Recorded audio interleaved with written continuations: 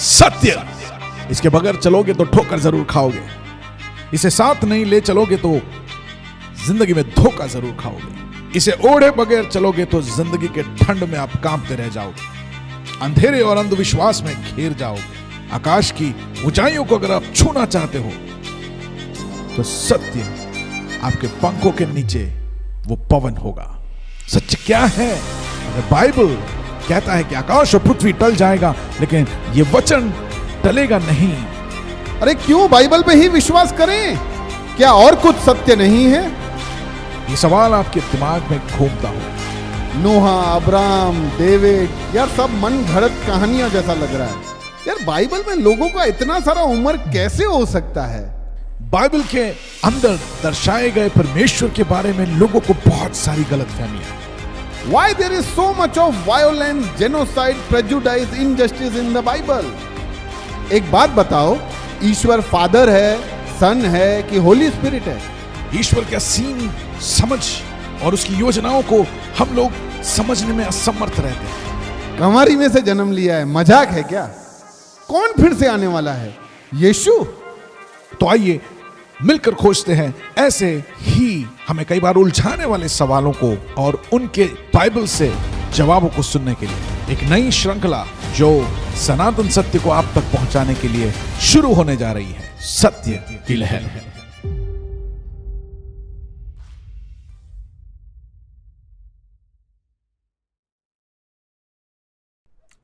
Hello Girish भाई, कैसे हैं आप? अरे एकदम welcome. Yes, happy new year. Same day. Same में काफी टाइम के बाद ही मिले थे। Yes yes. वैसे बीच में बातचीत होता है तो अच्छा है, लेकिन काफी दिन के बाद आज मिले। हाँ, तो या वो तो लास्ट वीक ये माहौल की वजह से अपने मिल नहीं सके। कैसे चल रहा है सब? Everything is going good. Good. आप बोलो, कैसा रहा नया साल का शुरुआत? ओह गुड गुड, पूरे एक फोकस और एक प्लान के साथ। और स्टडी टाइम तो पक्का है कि हमारे स्टडी में तो हमको, भले हमने एक बुक को कितना भी बार पढ़ा होगा, लेकिन फिर से भी पढ़ने में और फिर परमेश्वर से ये मांगना कि परमेश्वर हमें और थोड़ा दिखा समझा, because this book is so relevant. पता है आपको, every generation this book never gets old. Book means हमारे बाइबल के बारे में। अच्छा, बाइबल, हमारा okay. डिस्कशन। अच्छा, आई थॉट कि आपने ने जो बुक आधे में छोड़ा, you were talking about that book. तो ये जो परमेश्वर का जो शास्त्र है, जो बुक है, Bible, Holi book, the truth, जैसे मैं काफ़ी बार कहता हूँ कि ये सत्य वचन है। और ये सत्य वचन आप देखोगे कि कभी ये ओल्ड नहीं हो जाता। भले ये हिस्ट्री के बारे में है, बहुत सारी चीज़ें जो हो चुकी है, जो वास्तविक में हुआ है रियलिटी में इस दुनिया में, ये सारे एडवांटेजेस और डिसएडवांटेजेस जो कह सकते हैं कि ये बहुत पुराना है, कब की लिखी हुई पुस्तक है, इसको तो समझने में बहुत देरी होता है, ये सब एक कारण बना के बोल सकते हैं लोग। लेकिन इसका जो रेलेवेंस है आज भी, इस पैंडमिक में भी, इस महामारी में भी, अगर हम बाइबल को अगर पढ़ेंगे फ्रेशली, अगर आप फिर से खोलकर अगर आप पढ़ोगे इस नए साल में, अगर आप शुरुआत ऐसे कर सकोगे, या कभी भी जब कभी भी आप बाइबल को खोल के शुरू करें ना, एक नया शुरुआत आपके जीवन में हो जाएगा। साल की शुरुआत के लिए इंतज़ार करने की ज़रूरत ही नहीं। तो मेरा तो यही है कि मैं सबको बताता हूँ कि जब भी आप परमेश्वर का वचन खोलो ना, वहीं से साल शुरू होता है आपका। Just open and read, just study and God will speak. या पर काफ़ी सारी चीज़ें जो अपने डिस्कस कर लिए, मैं उसको थोड़ा रिवीजन के लिए भी पढ़ता हूँ ना। हाँ। तो I find it some other direction even. तो ये मैं जस्ट कंफ्यूज हो जाता हूँ कि ये जो डायरेक्शन अब मैं सोच रहा हूँ, इज दैट करेक्ट, या जो अपने ने डिस्कशन किया that is the correct direction और द ओनली डायरेक्शन? राइट। सो इसमें क्या है, हमको जब आपके पास ऐसा मौका मिलता है डिस्कस करने के लिए, तो अच्छी बात है कि हम डिस्कस कर सकते हैं। लेकिन ऐसे बहुत सारे जगहों में ऐसे लोग फंस जाते हैं जहाँ पर किसी से डिस्कस नहीं कर पाते। तो उनके लिए ऑनलाइन सोर्स होता है, तो वो तुरंत गूगल में जाकर, उनको लगता है गूगल जो भी बोलता है वो सही है। लेकिन आप भी जानते, मैं भी जानता हूँ, गूगल के हर एक जवाब सही नहीं होते। इसलिए ये भी हमें केयरफुल रहना बहुत ज़रूरी है कि सब बातें जो गूगल में हमें बताया जाता है कि अच्छा ये गूगल कहता है, तो इसे क्रॉस चेक करना बहुत ज़रूरी है। ये भी मैं आपको कह दूँ कि not everything that you find on internet और web source is absolutely right. ऐसे बहुत सारी चीज़ें हैं जो जानबूझ के ऐसे डाला गया है ताकि लोग कंफ्यूज हो जाए। ऐसे ऐसे तो सिर्फ वेब सोर्स नहीं है, वैसे तो मूवीज़ भी बनाया जाता है, वैसे कहानी भी बनाया जाता है, बोला भी जाता है। और ट्रांसलेशन, बाइबल के ट्रांसलेशंस के बारे में भी जब हमने शुरुआत में बात किया था कि उसमें भी लोग बहुत सारे ऐसे इकट्ठे होते हैं कि अपने हिसाब से जैसे उनको समझना है वैसे उसे इंटरप्रेट करें और उसे एक प्रिंट में लगाकर उसे हम मीडिया सोर्स में हम उसे फैला दें। तो ये हमें केयरफुल रहना पड़ेगा कि ओरिजिनल सोर्स और हमारे पॉइंट ऑफ डिस्कशन और रेलेवेंस ये करस्पॉन्ड होना चाहिए। हर एक चीज़ should be connected and to see okay what has happened then is happening now and what is going to happen next. ये सारे बातों को एक साथ रख के बातचीत करने में बहुत ही एक लाभदायक, it's profitable. And also I would like to say that anybody who wants to know the right online source should get connected to us and ask us. And we can guide them कि उनको नहीं, हमको Google में ही देखना है, तो फिर Google में भी हम उनको सजेस्ट कर सकते हैं कि ऐसे अगर हमारे पास सवाल आए तो ज़रूर हम उनको भी लीड करेंगे। ओके, राइट, वो तो है ही। Google even give so many answer for one thing, no, तो सब सही है ऐसा ज़रूरी नहीं। वेल बीच में तो आपने क्रिसमस के सीज़न में थोड़ा क्रिसमस के बारे में डिस्कशन किया था, तो मैंने कहा था कि we will continue the book of numbers जो अपने कर रहे थे गिनती पर। मैंने तो आगे व्यवस्था विवरण भी ख़त्म कर दिया सब पढ़ के। Very good. बट थोड़े से डाउट्स हैं जो चाहिए थे, मैंने नंबर्स के लिख के रखे थे। तो अपना एक बेसिक क्वेश्चन था नंबर्स में कि बहुत सारा फ्रस्ट्रेशन, ग्रम्बलिंग, कंप्लेनिंग ये सब देखने को मिलता है।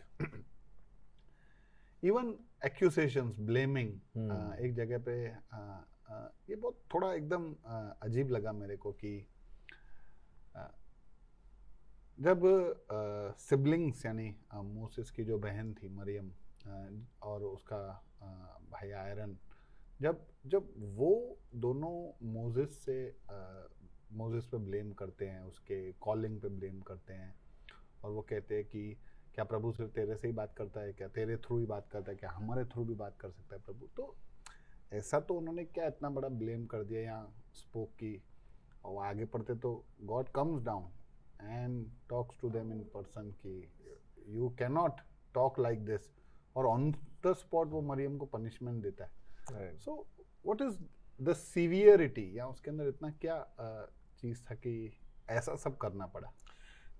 इसमें सिवियरिटी ये है कि जब परमेश्वर के बुलाहट में कोई आता है, लाइक परमेश्वर ने मूसा को बुलाया, परमेश्वर ने मरियम और एरन को भी बुलाया, परमेश्वर ने उनको भी इस्तेमाल किया, परमेश्वर ने हर एक को ऐसा एक उद्देश्य, उसका जो प्लान के अनुसार जब वो किसी को बुलाता है, जिसको वो खड़ा करवाता है, उसका अगर हम आदर नहीं करेंगे, जैसे हम निर्गमन की किताब में जब हम ये सारे नियमों को पढ़ रहे थे, कमांडमेंट्स को पढ़ रहे थे, तो मैंने आपको ये बताया था कि सारे कमांडमेंट एक ही शब्द से रिलेटेड है और वो है आदर।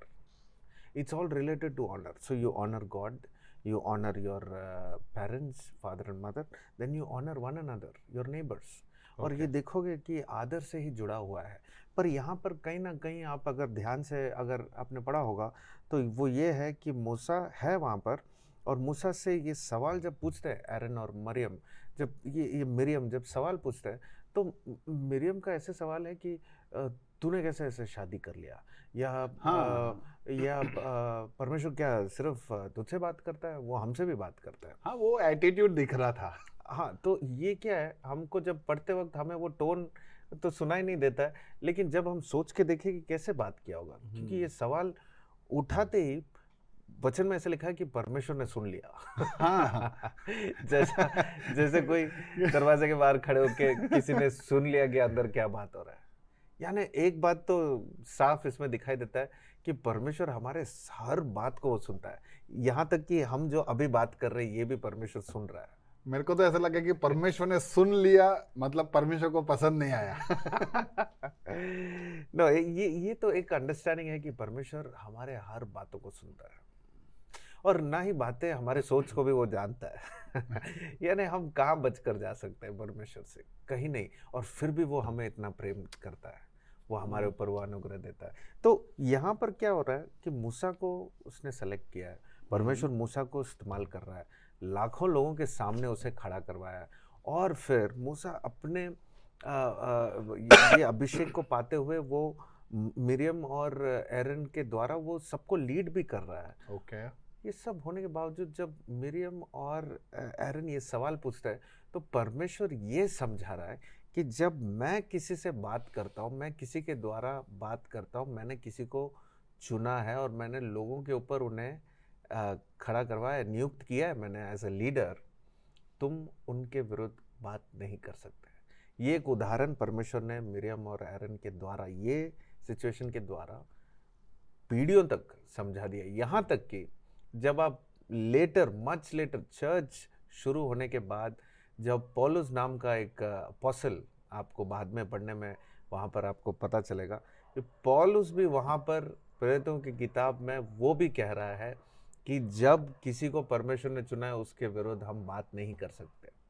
ओके तो the honour of leader is given here in this place. वो प्रीस्ट हो या वो आपके ऊपर कोई एल्डर हो या कोई भी लीडर हो जो स्पिरिचुअली आपको कुछ चीज़ें समझा रहा है, बता रहा है, अगुवाई कर रहा है, परमेश्वर की आवाज़ को सुनकर आपसे बात कर रहा है, परमेश्वर यहाँ पर सिखा रहा है कि तुम इनके सामने ऐसे बात नहीं करोगे। इतना यहाँ तक कि मिरियम और एरन को ये बताया कि क्या तुमको डर नहीं लगा इसके सामने जाके उसके मुंह पे बात करने के लिए। यानी डर का मतलब क्या है? डर का मतलब यहाँ पर सिर्फ आदर है। Why didn't you honor my servant? That's what God is asking. So God's servant should not be taken lightly. God's servant, God has chosen to serve. Yeah, they will serve and they are called as servants. ये तो ऐसा हो गया कि आदर न देना God के सर्वेंट को इज इक्विवेलेंट टू गॉड को ही आदर न देना, Is equivalent to questioning God. कि have you chosen the right one, कि what's your choice? You know, like मैं तो इसको ऐसे बात करूंगी, वो ऐसा कुछ बोल दूंगा तो वो पता नहीं, वो जवाब नहीं दे पाएगा। परमेश्वर ने इसलिए नहीं चुना है कि कोई जवाब दे या ना दे। लोगों को जवाब देने के लिए परमेश्वर किसी को चुनता नहीं है, लेकिन इसलिए चुनता है ताकि परमेश्वर जो बोल रहा है वो जाके वो समझाए, बोले। तो यानी भले हमें कैसा भी वो दिखता हो, बट अगर वो परमेश्वर का चुना हुआ है तो we have to honour, right. कि हमारे जो सवाल है वो एक आदर के साथ ही पूछे। ये नहीं कि सवाल क्यों पूछा। परमेश्वर ने कहीं भी यहाँ पर ये नहीं कहता है कि तुम्हारा सवाल गलत है, पर परमेश्वर ये कह रहा है कि तुमने आदर के साथ क्यों नहीं पूछा, क्यों तुम डरे नहीं सवाल पूछते वक्त। Okay right, you get the point. या सो वहाँ पर सवाल पूछो लेकिन आदर के साथ है, गिव सम रिस्पेक्ट। ये मेरे पास आके मेरे मुंह के मुंह देखकर वो बात करता है, तुम उसके पास जाकर तुम ऐसे सवाल पूछते हो, बहुत बड़ा गलत किया। बिना आदर के तुमने सवाल पूछा। और क्या तुमने बोला कि, क्योंकि परमेश्वर ये नहीं कह रहा है कि तुमने गलत बोला, मैं तुमसे बात नहीं करता हूँ, सिर्फ मूसा से ही बात करता हूँ, नहीं बोला। परमेश्वर बोला मैं सबसे बात करता हूँ, लेकिन मूसा मेरा सर्वेंट है, तुमको डर क्यों नहीं लगा उसके पास जाते वक्त? तो सर्वेंट तो एरन और मरियम भी थे, तो मीन्स फिर उनके अंडर में जो लोग होंगे that is applicable to them, yes, कि उनको इनसे आदर से बात। Very true. ओके, तो यानी मुझको मेरे जगह पे मुझको आदर चाहिए, लेकिन मेरे ऊपर जो है उनको मैं आदर ना दूं, ये नहीं चले। Okay, yes. तो the way you treat is the way you will also get that. So you have to be very careful with your calling. परमेश्वर ने जिस चीज के लिए, क्योंकि ये बुक में मैंने आपको बोला है, ये नंबर्स की किताब जो है, गिनती की किताब, it's a book of failures of leaders. अगर लीडर्स लोग कैसे फेल हो सकते हैं, अगर आपको जानना है, गिनती की किताब को पढ़ना है, आप सीख जाओगे। ये नहीं कि अच्छा कैसे कैसे फेल हुए, हाँ, लेकिन आप ये देखने के बाद आप सीख जाओगे, सुधर जाओगे कि आप ये मिस्टेक्स ना करें।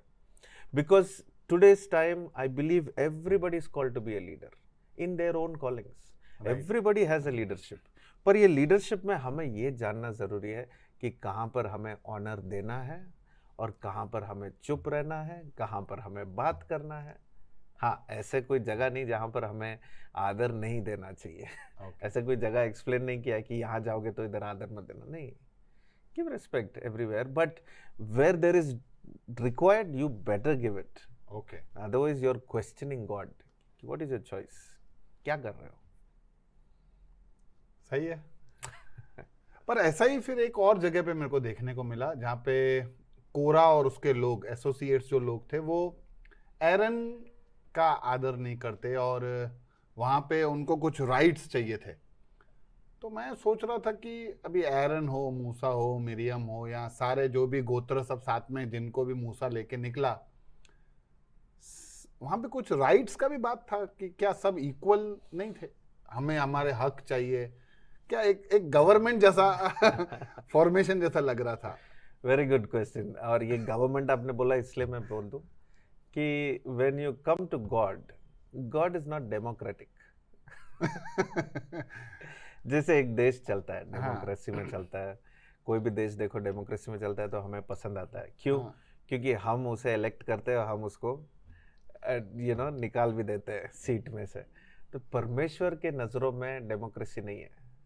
Okay. परमेश्वर है, चाहे तुमको पसंद हो नहीं हो, तुम उसको चॉइस में लो या मत लो, परमेश्वर है, वो सिंहासन में बैठा है, वो कभी उतरने वाला नहीं है, वो उतरेगा भी नहीं। वो क्यों उतरेगा? क्योंकि उसके सामने कोई बैठने के लिए कोई है भी नहीं। सही Right? है। There's nobody to sit next, as an alternate in front of God, because God is a God and He is God above everything. और यहाँ पर ये जो इक्वल राइट्स की बात यहाँ पर कहा गया है, तो ये सब इजराइल के बीच में अभी ये सोच आ रहा है, क्योंकि ये अभी बाकी देशों को देखकर, मिस्र देश को देखकर या बाकी देशों के बारे में सुनते वक्त उनको लगता है कि अच्छा हमको सबको एक साथ रहना चाहिए, एक ही जैसा रहना चाहिए, एक साथ रहना चाहिए लेकिन एक ही जैसा, या एक ही लेवल पे रहना चाहिए, सब एक ही तो है सब। Very true.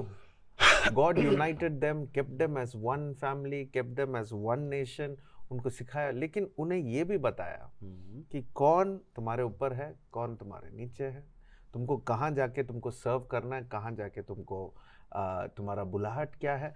परमेश्वर ने सबको अपना अपना जगह सबको नियुक्त किया है। Okay. इतना तक कि उनके घर भी एक एक जगह में नियुक्त किया गया। Every tent, every tribe, every placement, even in location wise, Direction was given by God. Right. Everyone in the tent of meeting, जहाँ परमेश्वर जो तंबू था, जहाँ पर परमेश्वर उतर आता था, बात करता था अपने लोगों से, वहाँ पर भी there is a level of people who can come, यहाँ तक आ सकते हैं। फिर अगर उसके अंदर आना है तो तुम्हें ये गोत्र में होना चाहिए, और अंदर तुमको जाना है तो तुम्हें सिर्फ वो याजक ही जा सकता है, द सेलेक्टेड वन। और यहाँ पर तो एरन है, उसके बाद हम देखते हैं ये प्रीस्ली जो जनरेशन है, हम देखते हैं कि कौन सबसे अति पवित्र स्थान में जा सकता है। तो देखो, so God is a God of order. Just interrupt करता हूँ, ठीक है, गॉड ने ऐसा सब बनाया कि ये लोग यहाँ तक आ सकते हैं, अंदर डजंट गॉड सीम बाइज्ड कि ये लोग ही सिर्फ अंदर आएंगे? चाहे उनके बाद वाले जो दूसरे लोग हो, चाहे वो गॉड को ज्यादा गॉडली तरीके से फॉलो करते हो, उनका दिल ज्यादा अच्छा हो, पर क्योंकि तुम वो नहीं हो इसलिए अंदर नहीं जा सकते। जबकि एक जनरल आइडिया ऐसा होना चाहिए कि सबके लिए सब जगह है। That should be the general idea. Very true, and that is what it is even today, कि सबके लिए सब जगह है।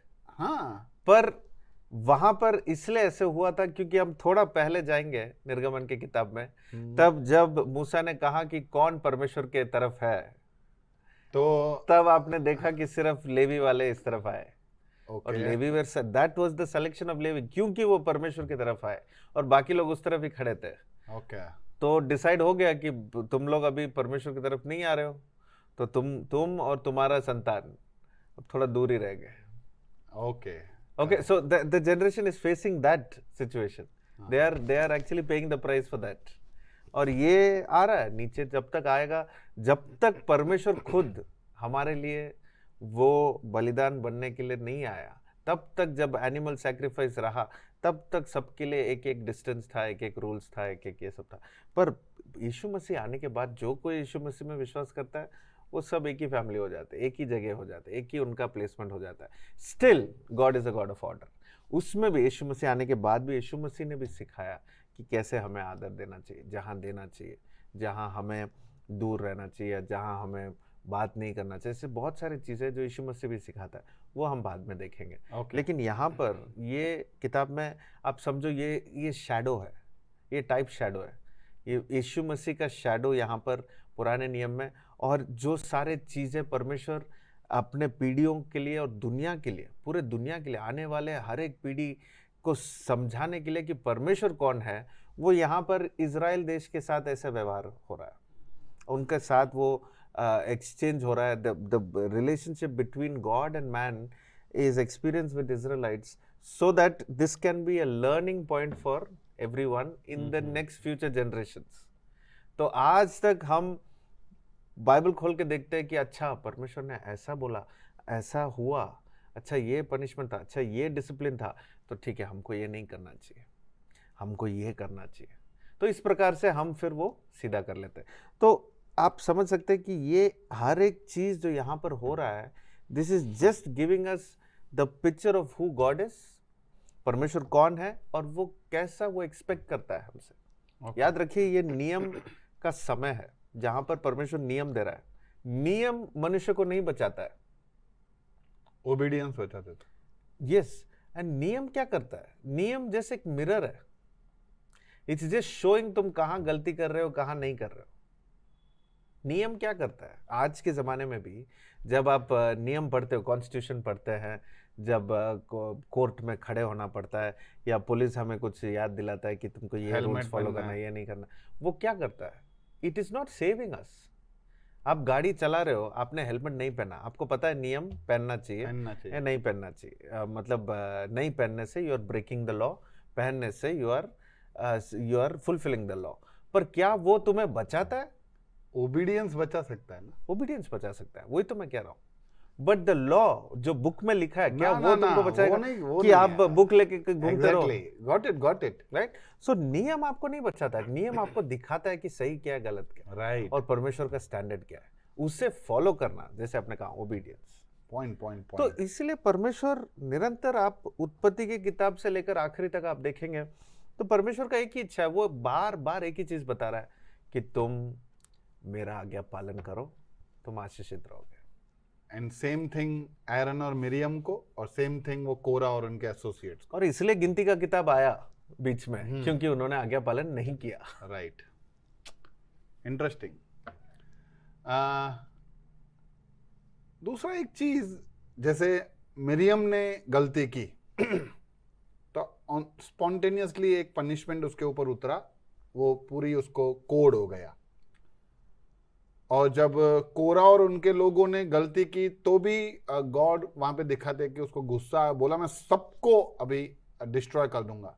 तो दोनों केसेस में मोजेस प्रेयर करता है, इंग्लिश में आई रेड इंटरसेशन, मध्यस्थी करता है। आई टुक इट कि मैंने सोचा कि प्रार्थना कर रहा होगा कि प्रभु ऐसा मत करो। सो एक तो कि क्या ऐसा करने से गॉड अपना मन बदल देता है क्या? अभी उसको डिस्ट्रॉय करना था तो ये करता प्रेयर कि नहीं करता, उसको तो पता ही है कि मुझे क्या करना है। दूसरा, क्या ऐसा है सही में कि इंटरसेशन से God can change his thoughts? अगर if it is like that तो फिर मतलब क्या है, गॉड के भी थॉट बदलते रहते हैं। और तीसरा, ये इंटरसेशन इतना इंपॉर्टेंट होता है कि करने से we can change even thoughts of God. Just ऐसा। इंटरसेशन का मतलब ये जो, जैसे आपने हिंदी में कहा मध्यस्थ, उसका सही शब्द है वो मध्यस्थ, और वो दैट डिफाइंस कि आप बीच में खड़े हो रहे हो, you are becoming a medium, you are standing in the gap. आप बीच में जाकर खड़े होकर बोल रहे हो कि परमेश्वर प्लीज आप ऐसा मत करो, आप उन्हें पनिश मत करो, आप उन्हें मत मारो, आपने जो कोड यहाँ पर मिरियम को हुआ है इसे निकाल दो मेरी बहन की ज़िंदगी में से। और वहाँ पर कोरा के जो सारे लोगों एसोसिएट्स, परमेश्वर वहाँ इतना उसके ऊपर कोप आता है, उसके अंदर आता है कि वो कहता है कि वो सबको मारने वाला है वहाँ पर, तो सब लोग हट जाओ, ऐसे बोलता है, सब हट जाओ वहाँ से। तो वहाँ पर तुरंत मूसा और एरन एक साथ आते हैं और फिर वो मध्यस्थ करते हैं। मध्यस्थ का जो ताकत है वो कुछ अलग ही है। और आज जो साधारण रीति से, आप दुनिया की रीति से अगर मध्यस्थ कौन करता है, जो विश्वास में नहीं भी है, जो परमेश्वर को जानते भी नहीं है, जो बाइबल भी नहीं पढ़ते, उनको मध्यस्थ एक ही जगह में दिखाई देता है, वो है जब एक बच्चे को जैसे माता पिता संभालते हैं, वो मध्यस्थ वो पोजीशन ले लेते हैं अपने बच्चे के लिए कवर बनने के लिए। ओके बच्चे को कुछ भी हो जाए, माता पिता वहां प्रेजेंट है। और खास करके माँ का प्यार करके बहुत लोग इमोशनल होके उसको बहुत, क्योंकि ऐसे समझाते हैं कि माँ का प्यार से बढ़कर और कुछ नहीं। और ये मध्यस्थ का अंडरस्टैंडिंग वहां से हम अच्छे तरीके से समझ सकते हैं। तो when you are praying, when you are interceding, you are taking the place of that person, और इस प्रकार से कि ये मेरा खुद का है, ये मेरा परिवार है, ये मेरे बच्चे हैं, मैं इनके लिए खड़ा हूं। आप उनको कुछ मत करो, आप मुझे आप पनिश कर दो, लेकिन उनको मत करो। इतना हद तक मूसा का लेवल, मध्यस्थ करने का लेवल कुछ और ही था। इतना हद तक कि मूसा एक जगह में कहता है कि परमेश्वर अगर तुझे मारना ही है तो पहले मुझे मार, फिर तू उनको मार। ये तेरे विरुद्ध इतना बात कर रहे हैं, लेकिन प्लीज माफ कर दे। ये मध्यस्थ कोई साधारण व्यक्ति जैसे हाँ मैं प्रार्थना करूंगा ऐसे जो बोलते वो मध्यस्थ नहीं कर सकते। प्रार्थना करूंगा बोलना एक चीज है कि प्लीज उसको लाइफ में सब ठीक कर दो ना प्लीज, सब that is just a prayer. You are throwing a prayer, you are saying God please fix the problems, I hope everything gets well. हमारा होप का वर्ड का मीनिंग है वो प्रेयर जैसा तो एक सिंसियर या फर्वेंट प्रेयर और इंटरसेशन यानी मध्यस्थी, प्रेयर और मध्यस्थी में कोई डिफरेंस है? Intercession is a bit deeper with relation. It involves relationship. Prayer involves your relationship with God. Intercession involves your relationship with the ones you're praying for. Okay, थोड़ा और बेहतर। आप जब प्रार्थना कर रहे हो, आप क्या हिम्मत से आप जाके प्रार्थना कर रहे हो, क्योंकि आपका कनेक्शन गॉड के साथ अच्छा है। तो आप मतलब आप उसका मीनिंग भी देखते हो कि ठीक है मैं प्रार्थना कर सकता हूँ। जो गॉड के साथ कनेक्टेड नहीं है वो प्रार्थना कैसे करेंगे? ठीक है, तो आपका कनेक्शन गॉड के साथ है, इसलिए आप प्रार्थना कर रहे हो। Okay, one level. मध्यस्थ जो है, आपके कनेक्शन गॉड के साथ तो है ही टाइट, लेकिन आप अपने कनेक्शन लोगों के साथ भी आप दिखा रहे हो। आप बता रहे हो कि परमेश्वर नहीं, आप यहां से आपको ठीक करना ही होगा, इसे आपको इसे बचाना ही होगा, आप इनके ऊपर ये मत कीजिए। So you are showing your connection not only with God but also with the people for whom you are praying. You are standing in the gap. Okay. See, I can be close connected with God and I can pray for the world. ठीक है। एक देश बोले थे, शायद मैं Africa के लिए प्रार्थना करूं कि परमेश्वर अफ्रीका को तू आशीष दे, अफ्रीका में जो लोग जो गरीबी है वो हटा दे, या जो भूखे हैं उसे खाना दे दे। ये सब मैं यहाँ से प्रार्थना कर सकता हूँ, जबकि मेरा अफ्रीका से कोई रिलेशन है ही नहीं, कोई पर्सनल कांटेक्ट ही नहीं है। So this is prayer that I pray. Okay, but मध्यस्थ जब इंटरसेशन आता है, मुझे डिटेल्स मिलता है, मैं पर्सनली कनेक्टेड हूँ उन लोगों के साथ। तो कोई अफ्रीका का व्यक्ति जिसको आप जानते हो, आप उसके लिए, मैं उसके गैप में खड़े होकर मैं कहता हूँ God I represent him. Okay, heal him lord, या फीड हिम गॉड। उसे वो भूखा है उसे खाना खिला, वो टूटे हुए वो देश जहां पर मेरा कनेक्शन है, शायद मैं वहां मैं अपने जैसे मैं नेटिव प्लेस जहां मैं पैदा हुआ, वो जगह के लिए मैं जब प्रार्थना करूं, मैं कहूंगा कि मैं वहां पर पैदा हुआ, वो भूमि को, वो जगह को, वो इलाके को तू आशीष दे। I take the place, I personally connect with the prayer point and then I stand in the gap and pray. That shows intercession. तो हमें प्रेयर करना चाहिए कि इंटरसेशन करना चाहिए? Depends on your connection ना। अगर ऐसे बहुत सारी चीजें जो आप कनेक्टेड नहीं हो, प्रेयर तो करना ही चाहिए। ओके, अब इसका मतलब नहीं है कि अगर किसी ने बोला कि भैया मेरे बच्चों के लिए प्रार्थना करो, तो आप प्रार्थना नहीं करोगे, क्योंकि मैं पर्सनली आपके बच्चों को नहीं जानता हूँ। ओके, प्रेयर तो करना ही। पर जब आप कनेक्टेड हो वो परिवार के साथ, शायद वो आपके करीब दोस्त का बच्चा है, तो आप कैसे प्रार्थना करोगे? वो मध्यस्थ हो जाएगा। ओके, वो प्रार्थना से वो मध्यस्थ हो जाएगा। अपने पर बोलते दोनों को प्रेयर ही है, दोनों प्रेयर ही है। पर देयर इज अ लेवल कि आप परमेश्वर से कनेक्टेड हो, वो तो होना ही चाहिए। prayer. जहाँ पे एक हक से मांगना होगा, that can be called as an See, it's a connect, it's a priestly connect. You know, आप वो जगह ले लेते हो, you take the place of that person. जहाँ पे ये कोराइन एसोसिएट्स आके बोल नहीं सकते तो उनकी जगह पे मैं आता हूँ और हाँ, तो मूसा और एरन वहां पर आके मध्यस्थ कर रहे हैं कि परमेश्वर प्लीज माफ कर दिए, हमारे बच्चे हैं ये। It's a personal. आपको याद है अब्राहम ने भी मध्यस्थ किया था सोदम और गोमोरा के लिए। उसने मध्यस्थ क्यों? क्योंकि उसका भाई वहां पर, उसका नेफ्यू वहां पर था, तो उसका वो भाई का बेटा वहां पर, उसके परिवार वहां, तो वो रिश्तेदारों की वजह से और एक भारी उसके अंदर आ गया कि ये मेरे परिवार वहां पर है, वहां पर उसके फैमिली मेंबर्स है, सो प्लीज सेव देम। क्या नहीं करोगे, क्या नहीं करोगे? अगर 50 है तो 45, right. You know, so that was a personal connect. That's why he could pray. Got it. ठीक है, इंटरसेशन और उसका इंपॉर्टेंस मैं समझ गया, पर वहां पे गॉड चेंजेस हिज माइंड, तो ये उसको थोड़ा और, यानी अगर वो इंटरसेशन नहीं करते, मेरा क्वेश्चन है, तो क्या वो डिस्ट्रॉय कर देते? या कर देते। तो मतलब गॉड इंटरसेशन अपना माइंड बदलता है। God sees who he has selected. He rejoices when the one he has selected is doing their job.